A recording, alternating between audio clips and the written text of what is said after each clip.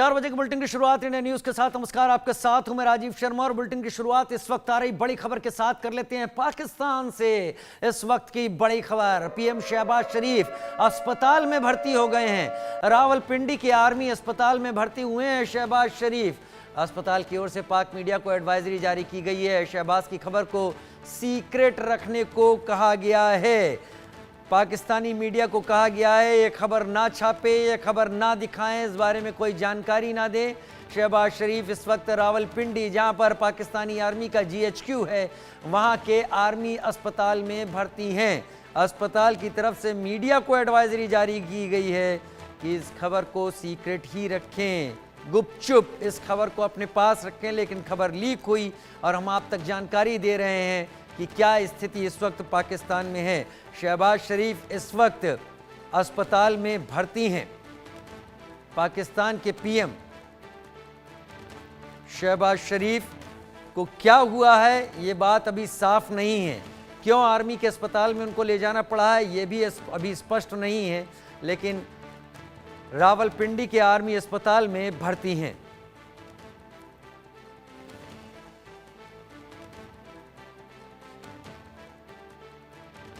बड़ी खबर, अस्पताल की ओर से पाक मीडिया को एडवाइजरी जारी की गई कि इस खबर को ना छापें ना दिखाएं, लेकिन ये खबर फिर भी लीक हुई और असलियत ये है कि शहबाज शरीफ इस वक्त अस्पताल में भर्ती हैं। आर्मी के अस्पताल में शहबाज शरीफ इस वक्त भर्ती हैं।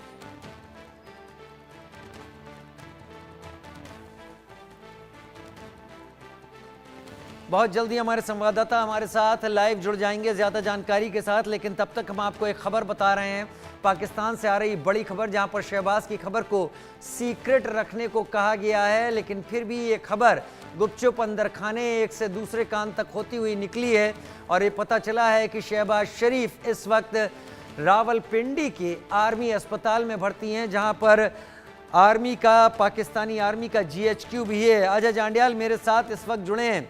अजय, हालांकि अस्पताल ने एडवाइजरी जारी की थी कि इस खबर को सीक्रेट रखा जाए, लेकिन गुपचुप एक कान से दूसरे कान तक ये बात आगे बढ़ती गई और अब ये बात सामने है कि वो भर्ती हैं। क्या और मालूमात इससे जुड़ी हुई आपके पास?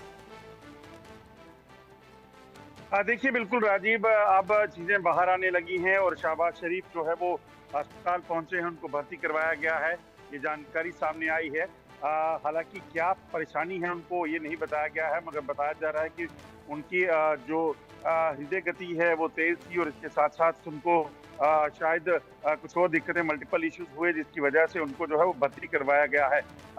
लगातार प्रेशर तो जरूर होगा राजीव, अगर मैं गलत नहीं हूँ तो पिछले कई दिनों से लगातार पहलगाम हमले के बाद से शहबाज शरीफ पर तनाव और पूरे पाकिस्तानी सेना और आर्मी पर मंत्रियों पर तनाव जो है वो चल रहा है, क्योंकि पहले कुछ कहते हैं उसके बाद कुछ कहते हैं और भारत के हमले का खतरा जरूर जो है वो सता भी रहा होगा। मगर चलिए वो बात अलग है। मगर इसमें ये है कि शहबाज शरीफ को अस्पताल भर्ती करवाया गया है, जहां उन्हें अभी मॉनिटरिंग की जा रही है, उनको मॉनिटरिंग में रखा गया है। देखा जा रहा है कि क्या है, अब उनकी जो BP है वो लो चल रहा है, तो देखना है कब तक जो है उनको राहत मिल पाती है। मगर अभी उन्हें अस्पताल में ही डॉक्टर की निगरानी में रखा गया है। उन्हें अस्पताल में ही डॉक्टर की निगरानी में रखा गया है। एक वजह जो आपको समझ में आ रही है अजय जांडियाल, कि अगर अस्पताल ये एडवाइजरी जारी करता है कि इस खबर को सीक्रेट रखा जाए, ना छापा जाए, ना दिखाया जाए, कोई बड़ी वजह हो सकती है जिसके चलते, क्योंकि इसमें पूरे जो हालात हैं उसमें मोराल डगमगाने की भी इस खबर के चलते बात सामने आ सकती है। देखिए, मुझे नहीं लगता देश की जो लोग हैं, अगर आप देखें तो शहबाज शरीफ के खिलाफ काफी पाकिस्तान में रोष लोगों को है। सेना की अगर बात की जाए तो शहबाज शरीफ सेना की जो है वो रहम पर हैं, रहम करम पर हैं, ना कि बल्कि उनका बहुत ज्यादा सिक्का चलता हो ये कहा नहीं जा सकता। मगर ये कहा जा सकता है कि जो लगातार पॉलिटिकल प्रेशर उन पे था, जो लगातार जो बाकी प्रेशर इस वक्त बना हुआ है, और खासतौर पे अगर आप देखें तो जो भारत ने कहा है कि आतंक और आतंक के आकाओं को बख्शा नहीं जाएगा, ये चीजें जो है वो कहीं ना कहीं परेशान तो करती ही होंगी, वो भी चीजें हैं। दूसरा, अगर आप देखें तो शहबाज शरीफ की जो हेल्थ है वो पहले ही बहुत ज्यादा दुरुस्त नहीं रहती है, इस चीज को भी नकारा नहीं जा सकता। तो मल्टीपल इश्यूज हैं, मगर अगर मेडिकल बुलेटिन जारी होगा तो फिर साफ हो पाएगा कि आखिरकार शहबाज शरीफ को हुआ क्या था, क्यों उन्हें अस्पताल भर्ती करवाया गया था। अभी जो जानकारी है उनका बीपी लो बताया जा रहा है और इसी वजह से जो है उनको मल्टीपल इश्यूज हो रहे थे, जिसके बाद उनको जो है अस्पताल में भर्ती करवाया गया। हालांकि लगता है इस बात की उम्मीद कमी है कि मेडिकल बुलेटिन जारी होगा। जब खबर सीक्रेट रखने की बात कही गई तो मेडिकल बुलेटिन भी दूर की कौड़ी लगती है। बहरहाल बहुत शुक्रिया आजा जांडियाल इस जानकारी के साथ हमारे साथ जुड़ने के लिए आपका। उधर बड़ी खबर का रुख कर लेते हैं। पहलगाम आतंकवादी हमले पर एक बड़ा खुलासा हुआ है। पाकिस्तानी सेना का पैरा कमांडो इस नरसंहार में शामिल बताया जा रहा है। आतंकी हमले में हाशिम मूसा का हाथ बताया जा रहा है। हाशिम मूसा लश्कर के लिए काम कर रहा है, जो पाकिस्तानी सेना का पैरा कमांडो बताया जाता है। आतंकी हमले में हाशिम मूसा का हाथ बताया जा रहा है, जो पाकिस्तानी आर्मी का पैरा कमांडो भी बताया जा रहा है। और इस बारे में लगातार ये बातें कही जा रही थी कि जिस ब्रूटैलिटी, जिस गंदे तरीके से लोगों को मारने की कोशिश यहाँ की गई है, वो एक प्रोफेशनल आर्मी की ट्रेनिंग के बाद ही हासिल की जा सकती है। और उसी तरीके से इन लोगों ने वहाँ पर सारा कत्लेआम मचाया था पहलगाम के मिनी स्विट्जरलैंड में। और उस पर शक भी जताया जा रहा था कि क्या ये आतंकवादी हैं। ये शक हो रहा था कि ये आतंकवादी हो सकते हैं और हो ये भी हो सकता है कि इन्हें ट्रेन किया गया हो आर्मी की तरफ से। लेकिन जब पैरा कमांडो पाकिस्तानी आर्मी का ही नाम निकल के सामने आ रहा है तो इस बात में दम नजर आता है। एक एक करके अभी ये आतंकवादी जंगलों में ही हैं और इनको ढूंढने की लगातार कोशिशें हो रही हैं। जल्दी ही ढेर कर दिए जाएंगे। लेकिन इससे कम से कम इतना पता चलता है कि पाकिस्तान आर्मी प्रॉक्सी वॉर तो लड़ती है, वो अपने पैरा कमांडोज को भी टेररिस्ट बनाने में कोई गुरेज नहीं करती। संवाददाता आशिक मीर हमारे साथ बहुत जल्द जुड़ने वाले हैं ज्यादा जानकारी के साथ। तब तक हम आपको ये जानकारी दे दें, पाकिस्तानी सेना का पैरा कमांडो इस नरसंहार में शामिल रहा, जिसमें 26 लोगों की निर्ममता से हत्या कर दी गई। और उसके बाद भी पाकिस्तान की तरफ से ऐसे बोल सामने नहीं आए जिसमें दुख दिखाई पड़ रहा हो। एक और बड़ी खबर इस वक्त आ रही है। पहलगाम आतंकवादी हमले के बाद एक्शन तेज कर दिया गया है। नेशनल सिक्योरिटी गार्ड्स और पुलिस का संयुक्त एनकाउंटर एनएसजी पुलिस का टेररिस्ट मॉक ड्रिल में बॉम्ब निरोधक रोबोट को भी तैनात किया गया है। एनएसजी और पुलिस का संयुक्त ऑपरेशन पहलगाम आतंकवादी हमले के बाद एनएसजी और पुलिस का संयुक्त काउंटर टेररिस्ट मॉक ड्रिल की गई है। मॉक ड्रिल में बॉम्ब डिस्पोजल करने वाले रोबोट्स भी शामिल किए गए हैं। आशिक मीर मेरे साथ ज्यादा जानकारी के साथ इस वक्त जुड़ चुके हैं। दो खबरें हमने अपने दर्शकों को बताई। एक तो पहली ये कि पाकिस्तानी आर्मी का पैरा कमांडो इस हत्याकांड, इस नरसंहार में शामिल रहा। हाशिम मूसा नाम बताया जा रहा है। पहले तो और आशिक इसके बारे में जानकारी दें। देखिए बिल्कुल राजीव, जिस तरह से एनआईए जांच एजेंसी इस आतंकी हमले की इन्वेस्टिगेशन कर रही है, तो एक एक करके तमाम तर खुलासे जो है वो निकलकर सामने आ रहे हैं। अब एक और नाम इस आतंकी हमले के साथ जुड़ गया है, हाशिम मूसा, जो कि पाकिस्तानी आतंकी है और काफ़ी टाइम से ये आतंकी जो है जम्मू कश्मीर में सक्रिय रहा है। 2024 नवंबर में इन्होंने जो है अक्टूबर में माफ कीजिएगा, अक्टूबर में इन्होंने गांदरबल में एक कंस्ट्रक्शन साइट पर भी इसी तरह हमला किया था, जहां पर स्थानीय निवासियों के साथ साथ बाहर के आए कुछ लोकल मजदूरों को भी निशाना बनाया गया था। फिलहाल हाशिम मूसा जो है लश्कर का आतंकी है और ये भी खबर सामने निकल के आ रही है कि हाशिम मूसा पहले पाकिस्तानी सेना में एनएसजी कमांडो रहे हैं। यानी जिस तरह वहां पर इस स्पॉट को चुना गया जहां पर पर्यटकों की लगभग 3000 से ज्यादा तादाद थी और रैकरी करके जो है ये प्लान बनाया गया किस तरह से ज्यादा डैमेज किया जाए, और यही वजह रही कि 26 लोगों की वहां पर मौत हुई। आतंकी अगर इस तरह की घटना करते तो कम से कम 2-3 ही जो है इसमें मारे जाते, लेकिन जिस तरह से पाकिस्तानी सेना का एनएसजी कमांडो हाशिम मूसा इस घटना में मुलव्वस है और उसके चलते जो है अब कई सारी कैजुअलिटीज जो है हुई है और कई सारे लोग अभी भी अस्पतालों में जख्मी पड़े हुए हैं। दूसरी जानिब अगर देखा जाए जो एनआईए को पुख्ता सबूत सबूत मिल रहे हैं, खासतौर पर जो जिप राइडर है वहां पर, जो जिप लाइन पर ऑपरेटर होता है, उससे भी पूछताछ की जा रही है। और साथ साथ जो वहां पर कई सारे घोड़े वाले थे उस समय, जब जिन घोड़े वालों ने वहां पर स्थानीय टूरिस्टों को साथ लेकर जो है वो इस स्पॉट पर पहुंचे थे, और साथ साथ एटीवी राइडर्स को जो है उनसे भी एनआईए पूछताछ कर रही है। और कई सारे ऐसी चीजें निकल के सामने आ रही है जिससे जांच एजेंसीज को मदद मिल रही है कि कौन कौन सा आतंकी इस घटना में शामिल रहा है। कौन कौन सा आतंकी इस घटना में शामिल रहा है, इस सबको पता करने की कोशिश देर सवेर ये सारे के सारे आतंकवादी ढेर जरूर किए जाएंगे। लेकिन इस बीच एनएसजी और पुलिस ने भी एक काउंटर टेररिस्ट ड्रिल की है। इसके बारे में भी जरा डिटेल में बताएं, कहां कहां ये ड्रिल हुई है, उसके पीछे की जो एम था, मंशा थी, वो क्या थी? देखिए, बिल्कुल जिस तरह से घाटी के जंगली इलाकों में इस समय सेना सुरक्षा बलों का साझा सर्च ऑपरेशन चलाया जा रहा है और आतंकवाद का मुकम्मल खात्मा करने के लिए अब एनएसजी कमांडोज को भी इन घने जंगलों में उतारा जाएगा। फिलहाल जम्मू के कुछ एक इलाकों में जो है ये ड्रिल की गई, जिसमें सेना के एनएसजी कमांडोज को भी देखा गया। और ये एनएसजी कमांडोज जो है आधुनिक हथियारों से लेस होते हैं और वॉरफेयर जब भी ऐसा होता है, यानी जब भी गुरिल्ला वॉर होती है, तो उसके लिए इनको जो है कहीं ना कहीं सक्षम माना जाता है। फिलहाल जिस हिसाब से अब वहां पर ड्रिल की गई है, उससे साफ ये जाहिर हो रहा है कि जो भी इस समय आतंकी घाटी के जंगली इलाकों में छुपे हुए हैं, तो उन्हें ढूंढने के लिए अब पैरा कमांडोज के साथ साथ एनएसजी कमांडोज, एसएसजी कमांडोज भी तैनात किए जाएंगे। फिलहाल जिस तरह से जम्मू कश्मीर भर में एंटी टेरर ऑपरेशन चलाए जा रहे हैं और कई सारी आतंकी की अगर हम बात करें, उनके हवाले से इंफॉर्मेशन भी जो है लगातार आ रही है कि किस तरह से ये आतंकी इन्हीं जंगलों में बेस बनाए हुए हैं और कई सारे आतंकियों के ठिकानों को भी ध्वस्त किया गया है। और ऐसे हाइडआउट्स भी बरामद हुए हैं जहां से आतंकियों को काफी ज्यादा मदद भी मिलती थी। फिलहाल कई सारे ऐसे लोग हैं जिन्हें फिलहाल पुलिस इन्वेस्टिगेट कर रही है। इनमें से कुछ ओजीडब्ल्यूज भी है जिनसे काफी लीड मिल रही है कि इन ओजीडब्ल्यूज को किस तरह से टास्क दिया गया था। लश्कर की तरफ से ये कहा जा रहा है कि इन ओजीडब्ल्यूज को जो है हिदायत दी गई थी ज्यादा से ज्यादा नॉन लोकल्स को टारगेट किया जाए। जी बहुत शुक्रिया आशिक इस जानकारी के साथ मेरे साथ जुड़ने के लिए आपका। और बढ़ते हैं आगे और खबर आ रही है चीन से, जहां पर चीन के एक रेस्टोरेंट में भीषण आग लगी है। हादसे में 22 लोगों की जलकर मौत हो गई, कई घायल हैं। मौके पर फायर ब्रिगेड की कई गाड़ियां भेजी गई हैं। आग बुझाने की कोशिश लगातार जारी है। तस्वीरें आप देख रहे हैं रेस्टोरेंट में लगी इस आग के पीछे वजह क्या है जो इतनी तेज आग यहां पर लग गई। इंडिया न्यूज की एक्सक्लूसिव तस्वीरें आपके टीवी स्क्रीन पर। चीन में आग से हाहाकार है, रेस्टोरेंट जलकर खाक हो गया और इस रेस्टोरेंट के खाक होने के पीछे बड़ी बात यहां पर यह है कि इससे 22 लोगों की यहां पर जान चली गई है। चीन के इस रेस्टोरेंट में लगी है भीषण आग, 22 लोगों की जान चली गई।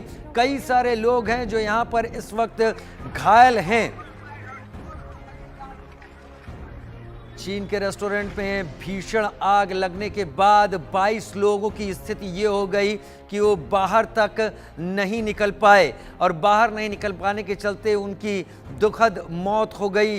इस सब के बीच में तस्वीरें आप टीवी स्क्रीन पर देख रहे हैं, तस्वीरें डराने वाली हैं और जिस तरीके से आग लगी हुई है इसके पीछे बड़ा सवाल ये उठता है कि आखिर ऐसी क्या चीज़ अचानक इस रेस्टोरेंट में आग के संपर्क में आई जिससे आग इतनी तेज़ी से भड़क उठी और जिसमें 22 लोगों को निकलने का मौका ही नहीं मिला और वो जलकर इसमें मारे गए। लेकिन कई लोग घायल हैं और उन घायलों को अस्पताल ले जाया गया है। उधर पहलगाम हमले के बाद गृह मंत्रालय में एक हाई लेवल मीटिंग हो रही है। मीटिंग में गृह सचिव बीएसएफ के अधिकारी मौजूद रहे हैं। बैठक में एनएसजी, असम राइफल्स के अधिकारी भी मौजूद रहे। बैठक में सीआरपीएफ और सीआईएसएफ के भी अधिकारी मौजूद रहे। एक हाई लेवल मीटिंग गृह मंत्रालय में इस वक्त हो रही है। सभी एजेंसियों में समन्वय बना रहे, सभी एजेंसियां एक साथ होकर अगर रिस्पांस देना पड़े तो रिस्पांस देने की स्थिति में हो और सभी एजेंसियां हालात को समझते हुए वो कदम उठाएं जिससे एक एजेंसी दूसरी एजेंसी के रास्ते में आड़े ना आए। इसको अभी से तय किया जा रहा है और इसीलिए ये बैठक हो रही है। लेकिन और क्या खास बात है जिसको लेकर ये बैठक हो रही है, ज्यादा बेहतर तब पता चलेगा जब इस बैठक के बाद कुछ बताया जाता है। अगर नहीं बताया जाता तो केवल कयास ही लगाए जा सकते हैं कि इस बैठक में क्या जिक्र किया गया होगा, किस बारे में बात हुई होगी, लेकिन बड़ी बात यहाँ पर यह है कि अलग अलग एजेंसीज के बड़े अधिकारी इसमें मौजूद रहे, जिसमें गृह सचिव मौजूद रहे, बीएसएफ के अधिकारी मौजूद रहे, सीआरपीएफ और सीआईएसएफ के अधिकारी मौजूद रहे, एनएसजी और असम राइफल्स के भी अधिकारी मौजूद रहे।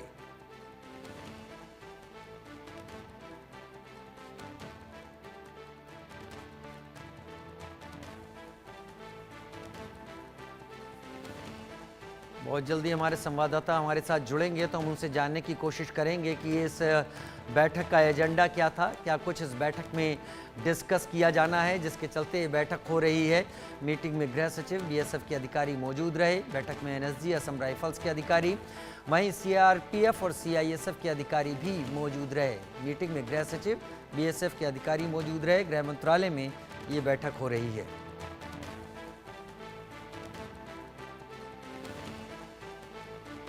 बड़ी खबर आप लगातार टीवी स्क्रीन पर इस वक्त देख रहे हैं, जहां पर बैठक हो रही है। मीटिंग ओवर हो चुकी है, जिसमें DG, BSF high level meeting है एमएचए में। वर्तमान जो इस वक्त चीज़ें डेवलपमेंट में हैं उनको लेकर मीटिंग में डीजी बीएसएफ, एनएसजी के डीजी, असम राइफल के डीजी और दूसरी पैरामिलिट्री फोर्सेस के वरिष्ठ अधिकारी और होम सेक्रेटरी शामिल रहे। बहुत जल्दी हमारे संवाददाता मनोहर केसरी हमारे साथ जुड़ेंगे तो उनसे इस बैठक के एजेंडा के बारे में हम जानने की कोशिश करेंगे। जैसे ही वो जुड़ते हैं हम इस बैठक के एजेंडा के बारे में जानेंगे और किन चीज़ों पर फोकस किया गया उनके ज़रिए आप तक पहुंचाएंगे। लेकिन ये हाई लेवल मीटिंग गृह मंत्रालय में हुई है, जिसमें गृह सचिव मौजूद रहे, डायरेक्टर जनरल बीएसएफ मौजूद रहे, डायरेक्टर जनरल एनएसजी मौजूद रहे, डायरेक्टर जनरल असम राइफल्स और दूसरे पैरामिलिट्री फोर्सेस के लोग रहे। हमारे संवाददाता मनोहर केसरी हमारे साथ जुड़ गए हैं। मनोहर केसरी, विस्तार से बताएं इस बैठक के एजेंडे में क्या क्या हुआ, कितनी देर बैठक चली? देखिए, बिल्कुल राजीव, आज एक बड़ी बैठक हाई लेवल की गृह मंत्रालय में हुई है और इसमें पैरामिलिट्री फोर्सेस के अधिकारी इसमें शामिल हुए। और सबसे बड़ी बात यह है कि डीजी बीएसएफ दलजीत सिंह चौधरी इसमें शामिल रहे, डीजी एनएसटी बी श्रीनिवासन इसमें शामिल रहे, डीजी असम राइफल्स के शामिल हुए और तमाम पैरामिलिट्री फोर्सेस के अधिकारी शामिल हुए। और ये बैठक जो हुई है केंद्रीय गृह सचिव की अगुवाई में बैठक हुई है। और जिस प्रकार से पहलगाम में जो अभी के हालात हैं, जिस तरह से तैयारियां चल रही है, जिस तरह से पैरामिलिट्री फोर्सेस को कोऑर्डिनेट करना है, इन सारी चीजों को लेकर के, उनकी तैयारियों को लेकर के विस्तार से चर्चा हुई है। ये करीब जो है तो आधे घंटे की बैठक चली है, जिसमें एक एक पॉइंट पे चर्चा हुई है। और ये राजीव, सबसे बड़ी बात यह है कि कल प्रधानमंत्री नरेंद्र मोदी 11 बजे सीसीएस की बैठक ले सकते हैं। पहलगाम हादसे के बाद या आतंकी हमले के बाद जो है तो दूसरी बड़ी बैठक हो, उससे पहले तमाम पैरामिलिट्री फोर्सेस के अधिकारी और होम सेक्रेटरी के साथ एक होमवर्क करते नजर आए और तमाम पॉइंट्स को लेकर के चर्चा हुई है। जी, तमाम पॉइंट्स को लेकर चर्चा हुई है और इस चर्चा के केंद्र में पहलगाम अटैक के बाद की स्थितियां ज्यादा चर्चा के केंद्र में रही होंगी। देखिए, बिल्कुल आपने सही कहा, क्योंकि याद होगा कि 22 अप्रैल को जब घटना घटी थी और उसके बाद जो पहली सीसीएस की बैठक हुई थी, उस बैठक में पाकिस्तान के खिलाफ डिप्लोमेटिक स्ट्राइक 5 बड़े फैसले लिए गए थे। और कल भी माना जा रहा है कि कल जब बैठक होगी तो बड़ा फैसला हो सकता है कि और आगे हम किस तरह से कदम उठा सकते हैं, क्या कोई अन्य कार्रवाई को लेकर के या फिर किस तरह से हम एक दूसरे को कोऑर्डिनेट करें, किस तरह से आगे। प्रधानमंत्री नरेंद्र मोदी 2 बार इस बात को कह चुके हैं कि जो भी पीड़ित है उनको इंसाफ मिलेगा और जो भी आतंकवादी हैं या जो आका है उनके खिलाफ बड़ी कार्रवाई है। ठीक है मनोहर केसरी, बहुत शुक्रिया इस जानकारी के साथ हमारे साथ जुड़ने के लिए आपका। उधर बड़ी खबर का रुख कर लेते हैं। कश्मीर में भारतीय सेना ने सर्च ऑपरेशन का दायरा बढ़ा दिया है। आतंकवादियों को वार्निंग देने के लिए जंगलों में फायरिंग की गई है। आतंकियों की तलाश में सेना का सर्च ऑपरेशन लगातार जारी है। कई जगहों पर बड़े पैमाने पर आतंकवाद विरोधी अभियान चल रहा है। जंगलों में फायरिंग इसलिए की गई है कि अगर आतंकवादी वहां मौजूद हैं किसी इलाके में छुपे हुए तो वो इसका रिस्पॉन्ड करेंगे, वो फायरिंग करेंगे, जिससे आतंकवादियों की लोकेशन ट्रेस की जाती रहेगी। और इस बहाने धीरे धीरे आर्मी की सर्च टीमें, सर्च टुकड़ियां अपने को एडवांस कर कर रही हैं और जंगलों को छानती चली जा रही हैं। जहां पर भी कांटेक्ट स्टैब्लिश हो जाएगा फिर वहां पर और फोर्स भेजी जाएगी और उसके बाद इन आतंकवादियों को उनके हाल पर जहां जिसके लायक वो बने हैं यानी जहन्नम में भेजने की तैयारी की जाएगी। जंगलों में, पहलगाम के जंगलों में इन आतंकवादियों की मौजूदगी अभी भी हो सकती है, लिहाजा पहलगाम के जंगलों में दायरा बढ़ाते हुए लगातार फायरिंग करते हुए ऑपरेशन को चलाया जा रहा है। बढ़ते हैं अगली खबर की तरफ। इस वक्त आ रही अगली खबर का हम रुख करने जा रहे हैं उत्तर प्रदेश से, जहां पर आतंकियों पर सीएम योगी आदित्यनाथ गरज उठे हैं। पहलगाम हमले के आतंकवादी नहीं बचेंगे। कांग्रेस सपा नेताओं के बयान शर्मनाक हैं। योगी आदित्यनाथ ने कहा, आतंकवाद के खिलाफ पूरा देश एकजुट है, आतंकियों के मददगार भी नहीं बचेंगे। उत्तर प्रदेश के मुख्यमंत्री योगी आदित्यनाथ ने साफ स्पष्ट तौर पर यह बात कही कि आतंकवादियों के खिलाफ पूरा देश एकजुट है, इनके मददगार भी अब बचने नहीं वाले हैं।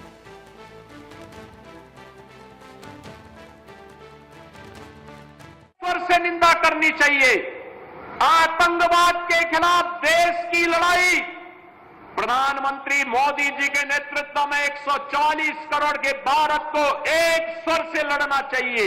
एक स्वर से प्रधानमंत्री मोदी जी के नेतृत्व में आतंकवाद का नेस्तनाबूद करने के संकल्प के साथ आगे बढ़ना चाहिए। ये संकल्प के साथ अगर हम आगे बढ़ेंगे तो जैसे 10 वर्ष में आपने देश से आतंकवाद को, नक्सलवाद को, उग्रवाद को समाप्त होते हुए देखा होगा, ऐसे ही जो थोड़े तत्व आप सिर उठाने का प्रयास कर रहे हैं, इनके भी जहन्नुम में जाने के दिन बहुत शीघ्र सामने दिखाई देंगे।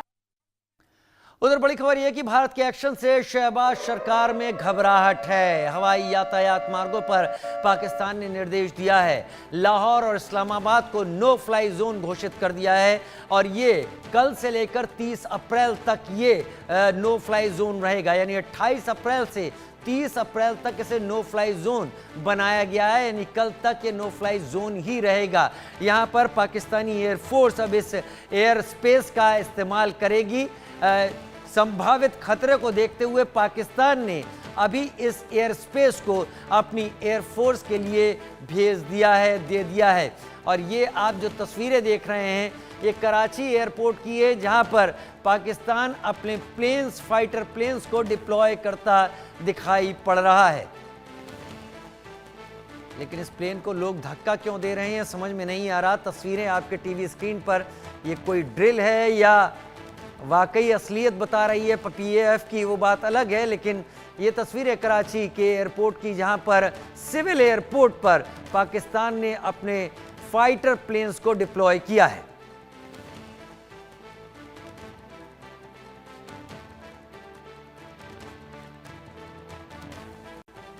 उधर पहलगाम हमले के बाद लोगों में भारी नाराजगी है। लोग लगातार पाकिस्तान पर एक्शन की मांग कर रहे हैं। इंडिया न्यूज़ की टीम नौशेरा पहुंची, जहां से सेना ने सर्जिकल स्ट्राइक कर पीओके में आतंकी लॉन्च पैड नष्ट किए थे।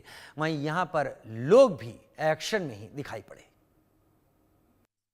इंडिया न्यूज़ की टीम लगातार लाइन ऑफ कंट्रोल और अंतर्राष्ट्रीय सीमा में जम्मू कश्मीर में क्या हालात हैं पाकिस्तान और भारत के तनाव के बीच, वो आपको बता रहा है। और हम इस समय पहुंचे हैं उस जगह, उस डिस्ट्रिक्ट की पावन धरती पर जहां से पाकिस्तान को सबक सिखाने के लिए सर्जिकल स्ट्राइक जो है वो की गई थी। यहीं पर इसी धरती पर, इसी पावन धरती पर जो है वो सेना के हेलीकॉप्टर लैंड हुए थे। और यहीं से आगे वो सामने जो पहाड़ी देख रहे हैं ना आप, इस पहाड़ी के दूसरी तरफ जो है वो सेना के जवानों ने सर्जिकल स्ट्राइक कर यहाँ दुश्मन के परखच्चे उड़ाए थे और आतंकी ठिकानों को ध्वस्त किया था। ये तस्वीरें हम आपको इसलिए बता रहे हैं क्योंकि इस पावन धरती पर एक बार फिर का जोश जो आत्म आसमान पर है, क्योंकि लोग चाहते हैं कि जब पहलगाम हुआ है एक बार फिर से और 26 लोगों की हत्या, निर्मम हत्या पाकिस्तानी आतंकियों ने की है, तो पाकिस्तान को एक बार एक ऐसा सबक सिखाना चाहिए कि अगली बार पाकिस्तान इस तरह की कोताही कभी कर ना पाए।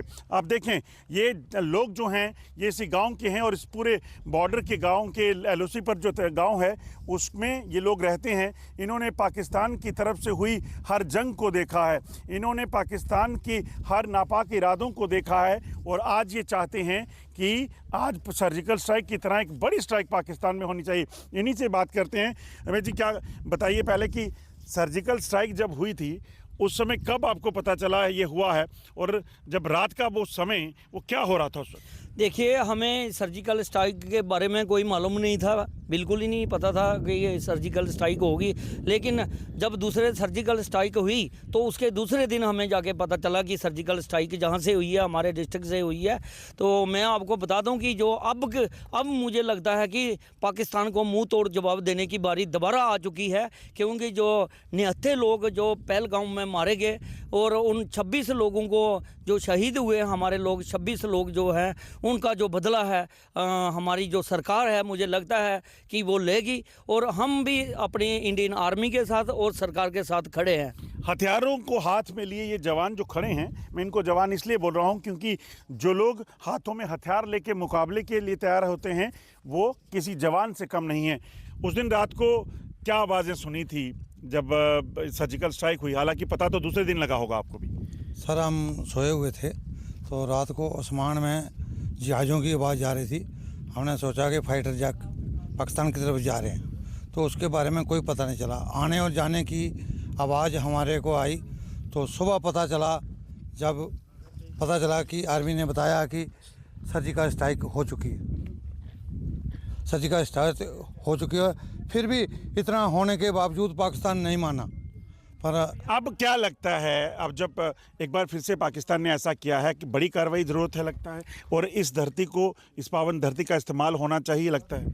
सर, जो आज पाकिस्तानियों ने कह रहे ना हरकत की है, ये जो आज एक बच्चे के अंदर जोश है कि पाकिस्तान को ऐसा सबक सिखाया जाए कि वो ज़िंदगी में ऐसी हरकत ना कर पाए, ज़िंदगी में दोबारा ऐसी हरकत ना हो। लगता है जोश आप लोगों में भरा हुआ है या डर लगा है? बहुत जोश है हम लोगों में। हम बॉर्डर के रहने वाले लोग हैं, हम पाकिस्तान के साथ मुंह तोड़ जवाब देने के लिए हर बार 24 घंटे तैयार रहते हैं। और लगता है कि पाकिस्तान के खिलाफ एक बड़ी जंग होनी चाहिए ताकि ये आतंकवाद का अंत हो। बहुत बड़ी जंग होनी चाहिए। हम तो तैयार बैठे हैं कब जंग स्टार्ट हो। हम तो बोलते हैं कल होने से आज ही स्टार्ट हो जाए और हमारे जो 26 लोग वहाँ शहीद हुए उनका बदला लिया जाए, बदला लिया जा सके। इस चीज़ को समझिए, ये धरती, पावन धरती जो है, ये उन वीरों की है जिन्होंने हमेशा सेना में रहकर पाकिस्तान के नापाक इरादों को नाकाम किया है। दरअसल 1947 के बाद से पाकिस्तान ने कभी यहाँ पर जंग लड़कर, यहाँ कभी करगिल वार के दौरान, कभी सीज़फायर वायलेशन के दौरान, हर वक्त जो है यहाँ लोगों को टारगेट किया है। और जब सर्जिकल स्ट्राइक यहाँ से हुई तो इन लोगों को लगा कि इस धरती से अगर सही एक्शन पार हो तो शायद एक पक्का इलाज जो है वो पाकिस्तान का हो सकता है। और इसीलिए आज ये मांग कर रहे हैं कि एक बार फिर से इस धरती का इस्तेमाल करके सरहद पार बैठे पाकिस्तानी आतंकी और पाकिस्तानी सेना के उन जवानों को जो यहाँ पर आतंकियों को घुसपैठ कराते हैं, उनका एक इलाज होना चाहिए और एक बड़ी जंग करके पाकिस्तान को निस्तनाबूद करना चाहिए। Ajay Jandiyal, India News, Nowshera. बढ़ेंगे आगे इस वक्त की हेडलाइंस के साथ। बड़ी खबर के सह